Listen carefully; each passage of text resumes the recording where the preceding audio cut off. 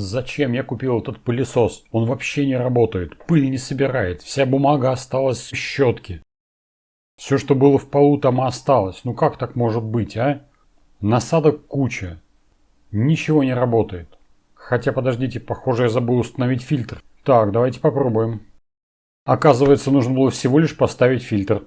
Вот так бывает.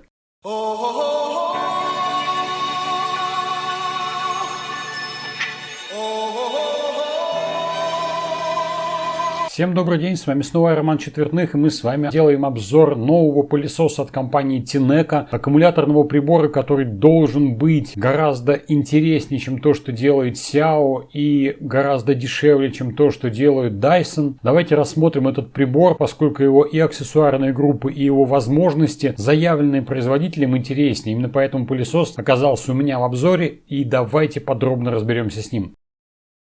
Все части прибора упакованы, включая сам прибор, моторный блок с установленным циклоническим пылесборником и встроенным несъемным аккумулятором.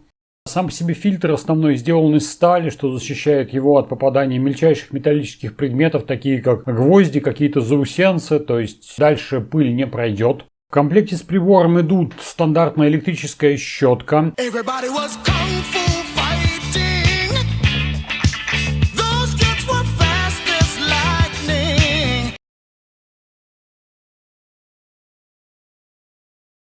Базовая станция для крепления на стену.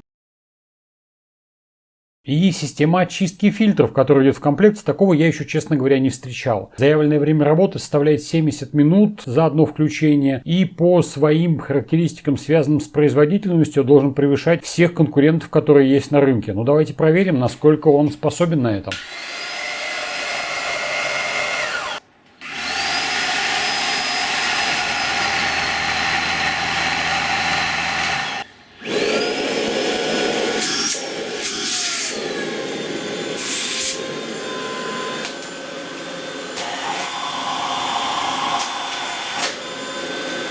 Сам прибор оснащен HEPA-фильтром, что немаловажно, поскольку фильтр легко снимается, располагается в ручке вот прямо тут, а за ним не требуется никакой уход. В принципе, сам по себе прибор оказался очень и очень необычным. Для меня при выборе мобильных маленьких компактных устройств прежде всего интересен вес и размер этого устройства, чтобы оно могло и удобно лежать в руках, ну и само собой удобно помещаться в какой-то сумке, в каком-то рюкзаке, в котором я их переношу. Потому что мобильное устройство — это не только пылесос для сбора пыли с пола, со стен, это еще и устройство, которое понадобится в автомобиле. Поэтому в автомобиле обязательно должен быть как минимум маленький пылесос. И если этот пылесос качественный и хорошо собирает пыль с обивки, кресла те же самые, в данном случае прибор должен быть легко носим. И фактически все свои аксессуары, компактные приборы я измеряю по рюкзаку. В данном случае они должны помещаться в рюкзак вместе с основными насадками, если речь идет о пылесосе. Этот рюкзак компании XD Pro, называется он странно Bobby Pro, изначально был сделан специально для того, чтобы переносить ноутбуки. Кстати, вот этот вот зеркальный ноутбук, классный, белоснежный, был мной приобретен в Гонконге уже очень и очень давно. Потрясающая штука, соневая, давно уже не выпускается, поэтому не реклама в любом случае. Он тяжеленный, как, в общем-то, с прошлого десятилетия, но тем не менее его носить в рюкзаке довольно удобно. Рюкзак изначально предназначен для переноски зеркальной камеры, то есть есть все условия для того, чтобы переносить. Ну что это такое? Ну, очевидно, рюкзак нравится не только мне, как обычно.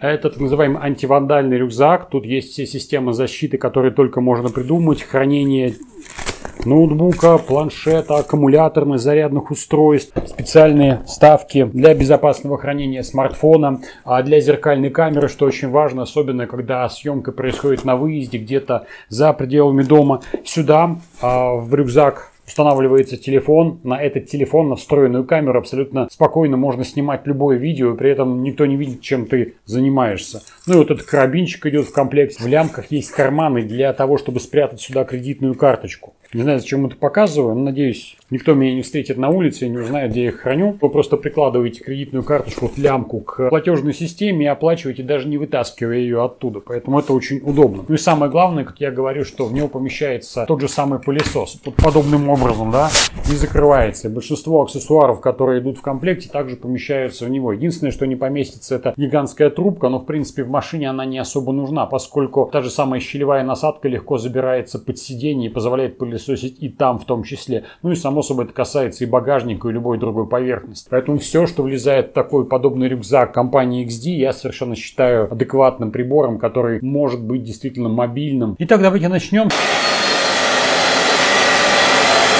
Самая сложная задача, которая есть у любого пылесоса, это, конечно же, уборка ковровых покрытий и мягкой мебели. Для ковра у этого прибора есть специальная электрическая щетка, очень часто называют ее турбощеткой, хотя это не так. Турбощетка — это та, которая вращается за счет создания воздушным потоком необходимой силы и вращает его турбину. Здесь электрический привод, поэтому прибор вращает щетку всегда с одинаковой скоростью. Отличная эффективность сбора пыли на ковре. Это касается и бумаги, и мельчайшей пыли, с учетом того, что этот ковер пылесосили буквально 3 дня назад. Посмотрите на количество пыли, которое ему удалось собрать. Вот этот эффект, он меня всегда поражает, потому что независимо от того, сколько вы не пылесосили дома, новый, более мощный пылесос позволяет вам собрать то количество пыли, которое вы даже не видели никогда. Если мы с вами будем рассматривать именно маленькую щетку для мягкой мебели, то она также имеет свои уникальные характеристики, так же как бритва с плавающей головкой. Здесь такая же плавная плавающая головка, которая позволяет вам пылесосить любые поверхности. Это и подушка, и кровать, и диван, независимо от их округлости либо прямоугольности формы. Уход за прибором, так же как у всех современных циклонов, нельзя назвать простым. В данном случае нажимаем на кнопочку, открывается крышка и пыль вываливается куда-то вниз. Понятное дело, что вываливается не вся пыль, часть пыли остается. Тем не менее, система фильтрации, турбины и сам циклон потребуют дальнейшей очистки и промывки. Но тем не менее, мы видим с вами, сколько пыли он собрал на абсолютно идеальной, казалось бы, чистой поверхности, которую убирали буквально пару дней назад. Количество пыли, которое село на HEPA-фильтры, мы с вами определить не сможем, потому что современные HEPA-фильтры, для того, чтобы именоваться HEPA-фильтрами, должны собирать пыль размером до 0,3 микрона. Глазами ее не увидеть, проверить ее в домашних условиях невозможно, поэтому мы верим на слово производителя о том, что здесь стоит HEPA. Но несмотря на несколько часов уборки, здесь по-прежнему сам по себе HEPA-фильтр чистый, дополнительного ухода он не требует. Посмотрите, вот в общем... чистая белая поверхность. Возможно, если мы потрясем его вот таким вот образом, что-то и появится, но я визуально пыли не вижу. Во всяком случае, ту мельчайшую пыль, которую собирал пылесос на ковре в детской комнате, она до HEPA-фильтра не дошла и вся была отфильтрована на этапе фильтрации с помощью циклонической системы. То, что касается особенностей самого прибора, это не только богатая комплектация насадок, это первый на моей памяти пылесос с автоматическим режимом работы. Кстати, у Tineco это на самом деле неудивительно, потому что их моющий пылесос также имеет подобную функцию. Он автоматически индицирует то, что вода либо воздух стали более грязными и пылесос выходит на высокий уровень мощности. Здесь в этом приборе все то же самое. То есть прибор совершенно спокойно при работе определяет, что воздух грязный, способный это сделать с помощью просвечивания воздуха, полагаю, и сообщает о том, что воздух грязный и сам увеличивает мощность. То есть регулировать мощность прибора не представляется возможным в ручном порядке. Он всегда работает на эко-режиме. Но как только он обнаруживает любые загрязнения в воздухе, идущие к моторному блоку от циклона, то есть грязь, которая проникла сквозь циклон, пылесос тут же запускает более эффективный режим работы. Увеличение скорости воздушного потока приводит к увеличению центробежных сил. Чем сильнее центробежные силы, тем более мелкие частицы способны им останавливаться. И в результате всего этого при даже мельчайших загрязнениях пылесос избавляется от любых загрязнений, идущих в воздушном потоке, за счет увеличения центробежных сил. И из возможных недостатков. Насадки пылесоса не обладают технологией легкой очистки. У многих других производителей подобная система есть. Есть возможность нажать на кнопочку и вытащить щетку. Здесь в приборах это невозможно. Нужна либо отвертка, либо гвоздик, либо монетка для того, чтобы вытащить из самой насадки вращающийся элемент, ту самую турбину. Причем, опять же, это касается только модели большой щетки. Компактная щетка для мягкой мебели и этой радости нам не приносит. То есть разобрать ее каким-то образом легко не представляется возможным. То есть я даже не нашел такой возможности, чтобы, может быть, отверткой каким-то образом ее разобрать. К сожалению, нет. Нет такой возможности, и только с помощью ножниц либо ножа есть возможность попасть к самой насадке, избавиться от волос и шерсти, которая на нее намоталась. Одна из главных характеристик этого прибора — это не только его всеядность, возможность убирать любые загрязнения, любую пыль, не только наличие в нем специальной принудительной электрощетки для мягкой мебели, что тоже очень важно, потому что мягкой мебели обычно дома много. Но давайте о недостатках. Прежде всего, это несъемный аккумулятор. Возможно, его можно снять, но физически такая возможность, она только с отверткой предоставляется. И если аккумулятор выходит из строя, то, очевидно, вам придется покупать новый пылесос, либо заказывать на Алиэкспрессе новый аккумулятор, что, в общем, тоже, наверное, нужно подразумевать. Аккумуляторы не живут 5-7 лет, и 2 года при ежедневной уборке — это, наверное, предельная характеристика. Время работы самого прибора составляет 70 минут на минимальной мощности, но здесь нет регулировки мощности. Это означает, что при небольшом количестве пыли, при ежедневной уборке прибор практически никогда не будет выходить на максимум. Работает свои 2 года, и 2-3 тысячи циклов заряда может совершенно спокойно пережить, даже если они не полные. Напольной установки у прибора нету. Если не рассматривать особенности 70-минутной работы самого прибора, время его зарядки также очень хорошо, то есть заряжается он для нормальной работы примерно где-то за час 20. Этого времени вполне хватает, чтобы прибор начал нормально и эффективно работать. Прибор очень легкий и легко поместился в мой рюкзак, для которого он, собственно, и не предназначен. Плюсом можно добавить, что пылесос тихий.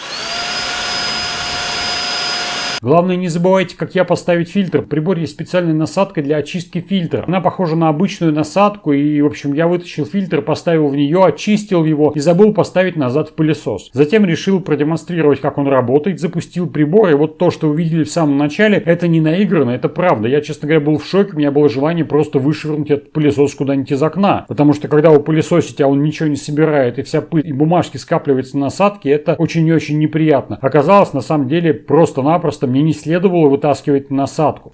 Тем не менее, насадка из пылесосов изымается, даже если вы не разбираете контейнер. Не нужно открывать ее, чтобы вытащить насадку. Достаточно дергать за этот колпачок. Ух, пыль полетела. А лучше этого не делать. Так, мы этого не будем больше делать.